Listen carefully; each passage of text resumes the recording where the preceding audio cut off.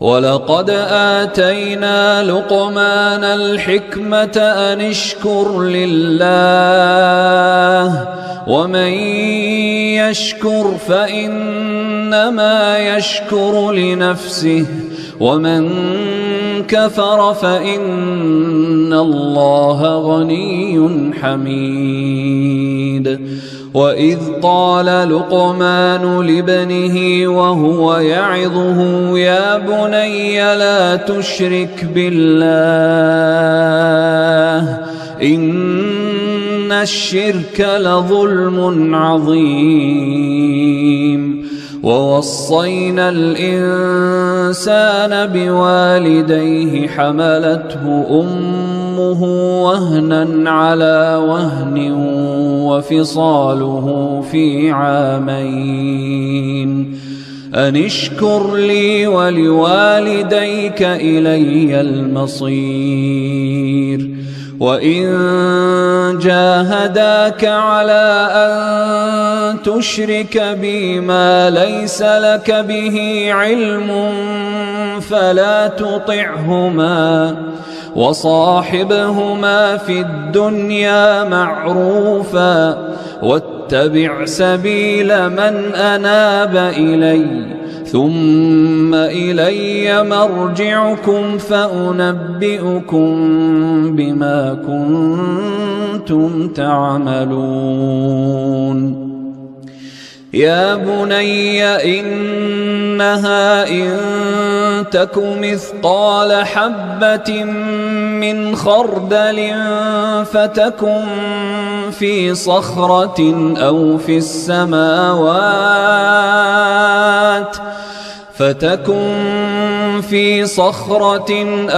السماوات أو في الأرض يأت بها الله إن الله لطيف خبير. يا بني أقم الصلاة وأمر بالمعروف وانه عن المنكر واصبر على ما أصابك إن ذلك من عزم الأمور. ولا تصعر خدك للناس ولا تمش في الأرض مرحا إن الله لا يحب كل مختال فخور. واقصد في مشيك واغضض من صوتك إن أنكر الأصوات لصوت الحمير.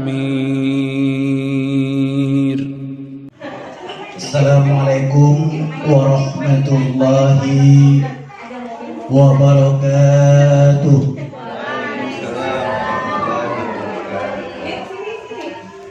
Sekali lagi, Assalamualaikum warahmatullahi wabarakatuh. Waalaikumsalam warahmatullahi wabarakatuh.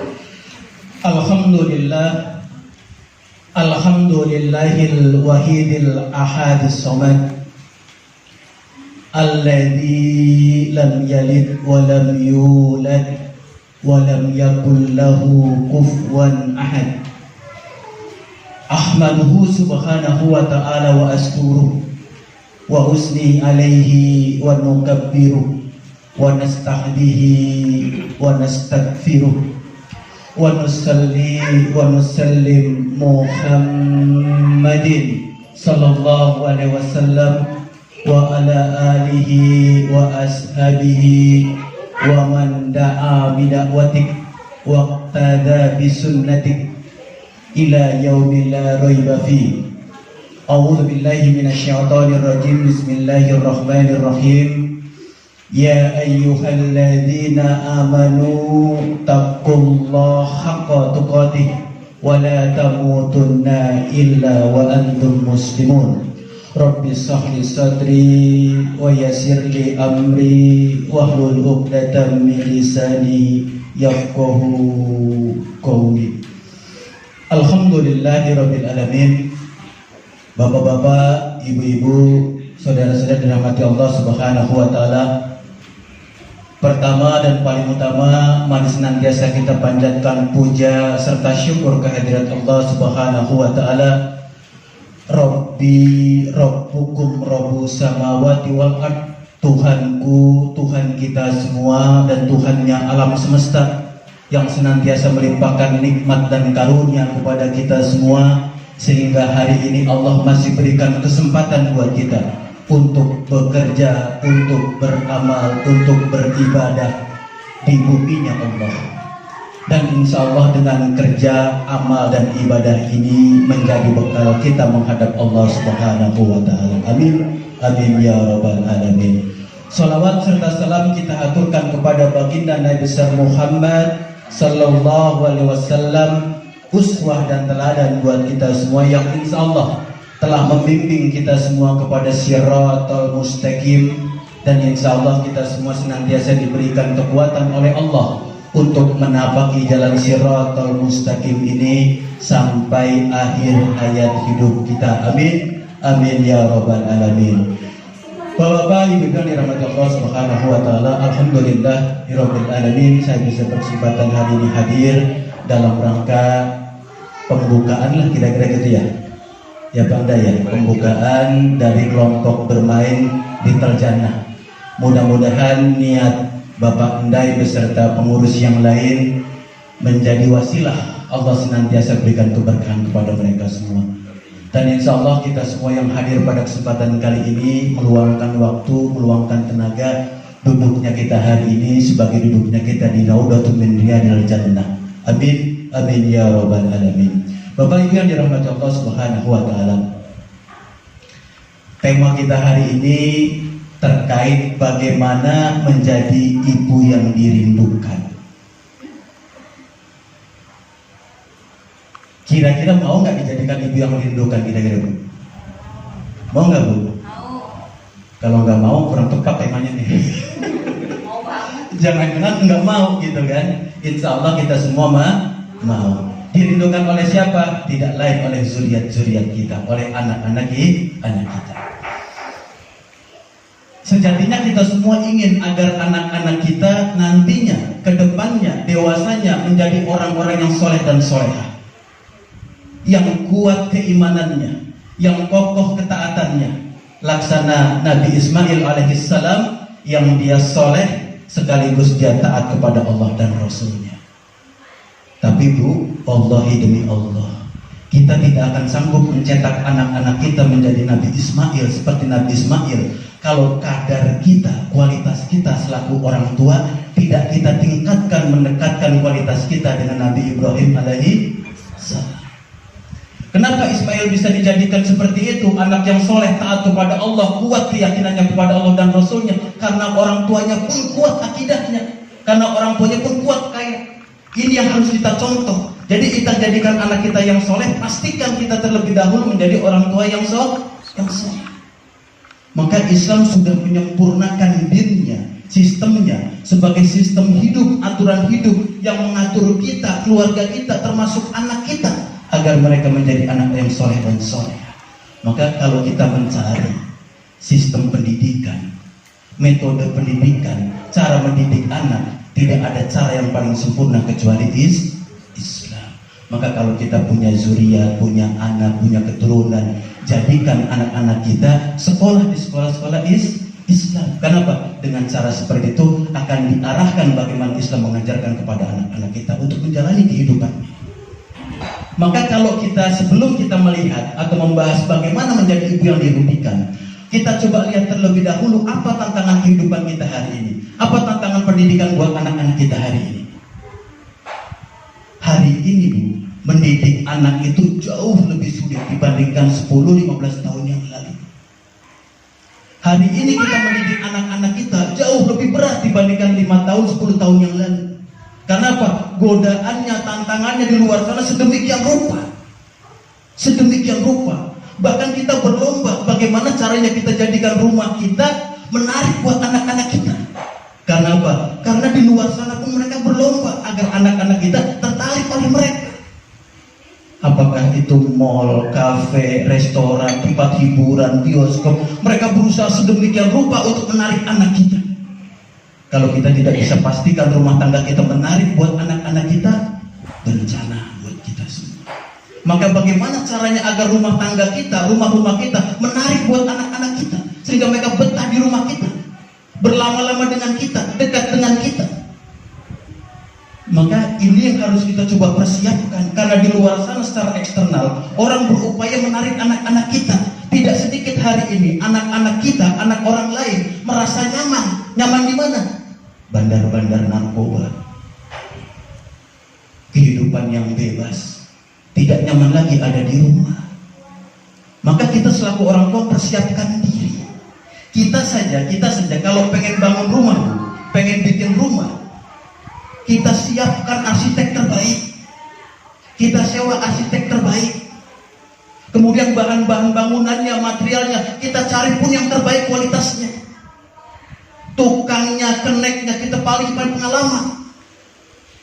Ketika sedang dibangun kita awasi, kita kontrol. Apa tujuannya? Agar ketika rumah itu selesai, kualitasnya sesuai dengan harapan kita, kualitasnya terbaik. Ini kita ngebangun anak-anak kita, mau besarkan anak-anak kita, mau tarbiyah anak-anak kita, mau didik anak-anak kita. Sudahkah ada persiapan pada diri kita? Bagaimana pendidikannya, di mana sekolahnya, siapa gurunya, bagaimana biayanya, sudahkah telah kita siapkan? Kalau belum disiapkan, saya khawatir sebenarnya cita-cita menjadikan kita anak-anak yang soleh itu cuma sekedar angan-angan belaka, karena tidak ada persiapan buat kita dari orang tua. Maka selaku orang tua pastikan kita berupaya sedemikian rupa, kita cetak, kita kader anak-anak kita menjadi anak soleh dan soleh. Maka di sini peran ibu menjadi penting, karena disebutkan al-ummu madrasatul aula. Sesungguhnya ibu itu madrasah. Madrasah itu apa bahasa kita? Sekolah. Jadi ibu itu sekolahan buat anak yang pertama kali. Tapi perhatikan, walaupun ibu sebagai madrasah, kepala sekolahnya siapa kira-kira Bu? Kalau ibu sebagai madrasah, sebagai sekolahan, kepala sekolah siapa? Tetap suami. Jangan salah kaprah. Jangan mentang-mentang kita sebagai madrasah buat anak-anak kita, semua pendidikan anak kita dalam kontrol kita 100%. Ada andil orang tua yang lain, ada ayah di situ, bahkan ayah itu kepala sekolah dari rumah tangga kita, dari sekolahan kita. Karena apa? Beliau yang punya visi dan misi. Nah, ibu di rumah yang menjabarkan visi dan misi itu. Ayah sebagai kepala sekolah punya aturan-aturan, bikin peraturan-peraturan untuk menjaga anaknya. Nah, kita selaku ibu harus mengawal peraturan-peraturan itu. Nah, hari ini berapa banyak terbalik aturan-aturan dibikin oleh ibu, sedangkan ayah sebagai penggembira saja. Sehingga kadang-kadang seringkali anak begini, Bu, tadi ngadu ayahnya, ya sama ibu tuh kalau mau begini nggak boleh, begini nggak boleh, begini nggak boleh. Aku mau begini ya, boleh nggak ya? Apa kata ini? Ya udah nggak apa-apa. Harusnya terbalik. Ayahnya punya peraturan, yang punya undang-undang, yang bikin aturan-aturan dan undang-undang. Ibu yang awal peraturan itu. Nah, hari ini banyak terbalik. Banyak anak-anak itu minta perlindungan dari ayahnya karena ibunya terlalu apa? Terlalu mengatur anaknya. Jadi perhatikan, ibu benar, ummu al-madrasatul aula, madrasah pertama buat anak-anak kita. Tapi pastikan yang jadi kepala sekolah adalah suami. Karena sesungguhnya ar-rijalu qawwamuna 'alan nisa. Qawam itu artinya apa? Aqimus syariah, menegakkan syariah, membuat aturan, membuat undang-undang. Jadi seorang suami, kepala rumah tangga itu tugasnya membuat aturan dan undang-undang. Jadi semua anggota rumah tangga harus tunduk kepada suami. Nah, sebelum kita ingin kader, didik, tarbiyah anak kita menjadi anak yang taat terhadap aturan, kita sebagai ibunya pun harus taat terhadap aturan. Aturan paling prinsip dalam rumah tangga suami dengan istri. Kalau istri mau keluar rumah, mau pergi, apa syariatnya Bu? Kalau kita mau keluar rumah, mau pergi, terhadap suami kita mesti ngapain Bu? Mesti izin. Contohkan ini terlebih dahulu, insya Allah anak kita akan mencontoh kita. Karena berapa banyak hari ini orang mengaku dirinya beriman, berislam, tapi syariat dalam rumah tangga tidak dikerjakan. seringkali kadang-kadang telepon suaminya di kantor, ya boleh nggak hari ini saya ke mall? Kata ayahnya, jangan deh, di rumah kan nggak ada orang. Apa kata kita? Justru karena nggak ada orang di rumah saya pengen ke mall. Gitu. Tapi tahu nggak teleponnya di mana? Udah di mall. Gitu. Kadang-kadang begitu. Jadi kadang-kadang kita paham ilmunya, tapi ketika tataran implementasi kadang-kadang belum sempurna, belum sungguh-sungguh gitu. Maka pastikan ketika bicara masalah rumah tangga, contohkan terlebih dahulu buat anak-anak kita. Insya Allah anak akan mencontoh kita. Jadi ar-rijalu qawwamuna 'alan nisa. Laki-laki itu qawwam, pelindung, pemimpin bagi wanita dan juga anggota rumah tangga yang lain. Jadi sekarang ini dunia pendidikan, tantangan buat kita berat sedemikian rupa. Karena apa? 80% anak-anak nih yang nongkrong di jalan-jalan, di mall-mall, di kafe-kafe, kalau ditanya, kenapa kalian suka menghabiskan waktu berlama-lama, berjam-jam ada di tempat ini? Apa jawaban mereka? Jawaban mereka, nyaman di sini, enak di sini, nggak ada mama saya, nggak ada yang ngomelin saya. Gitu bukan Ibu. Jadi kalau disurvei anak-anak yang sering di luar sana tuh, di mall, di kafe, di bioskop, berlama-lama mereka main biliar dan seterusnya, itu rata-rata jawaban mereka seperti itu. Merasa nyaman, merasa enak karena nggak ada mamahnya. Karena kalau ada mamahnya diomeli. Sehingga seringkali kalau mereka keluar rumah, keluarnya pagi-pagi betul. Agar apa? Nggak ditanyain sama ibunya. Terus kalau dia pulang malam hari, malam sekali. Agar apa? Udah tidur ibunya. Nah, kalau sudah seperti itu kondisinya, bencana buat kita. Artinya rumah kita tidak menjadi nyaman buat anak-anak kita. Maka ketika bicara seperti ini, yang paling penting kita sebagai orang tua, terutama ibu, sebelum bicara masalah eksternal, mall, kafe, bioskop, kenapa mereka begitu menarik buat anak-anak saya, kita introspeksi dulu diri kita. Karena berapa banyak hari ini orang merasa nggak nyaman di rumah. Itu bukan karena kesalahan anak kita. Kadang-kadang kita secara psikis sebagai ibu, secara psikologis sebagai ibu, tidak menunjukkan jiwa yang positif. Mental kita, emosi kita, psikis kita, kejiwaan kita tidak positif, sehingga anak-anak kita jauh dari rumah kita. Maka PR yang paling pertama dan mendasar buat kita semua, bagaimana caranya agar kita selaku ibu bisa menampilkan, menghadirkan jiwa, emosi, psikis yang positif.